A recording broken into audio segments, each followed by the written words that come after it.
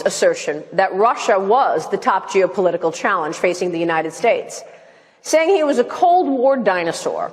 Now, Russia has invaded Ukraine and has put troops in Syria. You have said you will have a good relationship with Mr. Putin. So what does President Trump do in response to Russia's aggression? Well, first of all, it's not only Russia. We have problems with North Korea where they actually have nuclear weapons. You know, nobody talks about it. We talk about Iran, and that's one of the worst deals ever made, one of the worst contracts ever signed, ever in anything. And it's a disgrace. But we have somebody over there, a madman, who already has nuclear weapons. We don't talk about that. That's a problem. China is a problem, both economically and what they're doing in the South China Sea. I mean, they are becoming a very, very major force. So we have more than just Russia.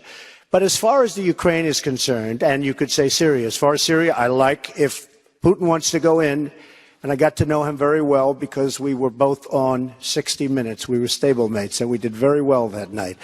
But you know that.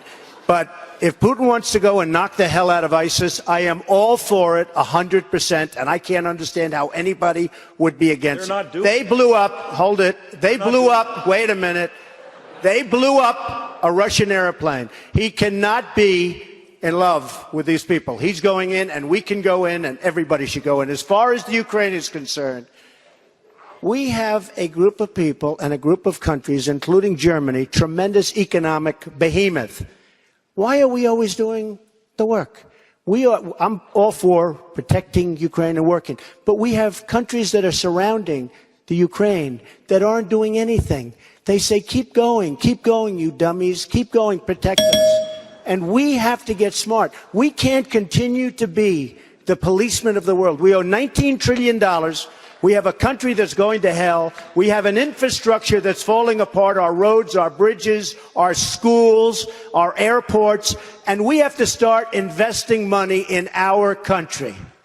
Thank you, sir. Donald is wrong on this. He is absolutely wrong on this. We're not going to be the world's policeman, but we sure as heck better be the world's leader. There's a huge difference where without us leading, voids are filled. And the idea that it's a good idea for Putin to be in Syria, let ISIS take out Assad, and then Putin will take out ISIS, I mean, that's like a board game. That's like playing Monopoly or something. That's not how the real world works.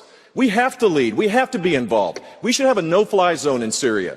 They are barrel bombing the innocents in that country. If you're a Christian, increasingly in Lebanon or Iraq or Syria, you're going to be beheaded. And if you're a moderate Islamist, you're not going to be able to survive either. We have to play a role in this to be able to bring the rest of the world to this issue before it's too late. Assad is a bad guy, but we have no idea who the so-called rebels, I read about the rebels, nobody even knows who they are. I spoke to a general 2 weeks ago. He said, he was very up on exactly what we're talking about. He said, you know, Mr. Trump, we're giving hundreds of millions of dollars of equipment to these people. We have no idea who they are. So I don't like Assad. Who's going to like Assad? But we have no idea who these people and what they're going to be and what they're going to represent. They may be far worse than Assad. Look at Libya. Look at Iraq. Look at the mess we have after spending $2 trillion, thousands of lives, wounded warriors all over the place who I love. Okay, all over. We have nothing. And I said, keep the oil. And we should have kept the oil, believe me.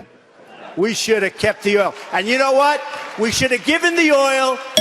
We should have given big chunks to the people that lost their arms, their legs, and their families and their sons and daughters. Because right now,